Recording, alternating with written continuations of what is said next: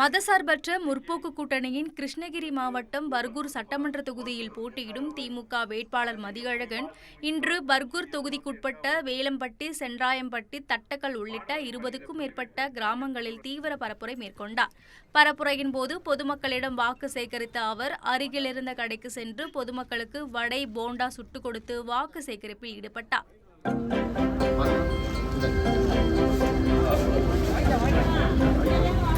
உங்களுக்கு கூப்பன் கொடுக்க போறாரு வவுச்சர் 8000 ரூபாய்.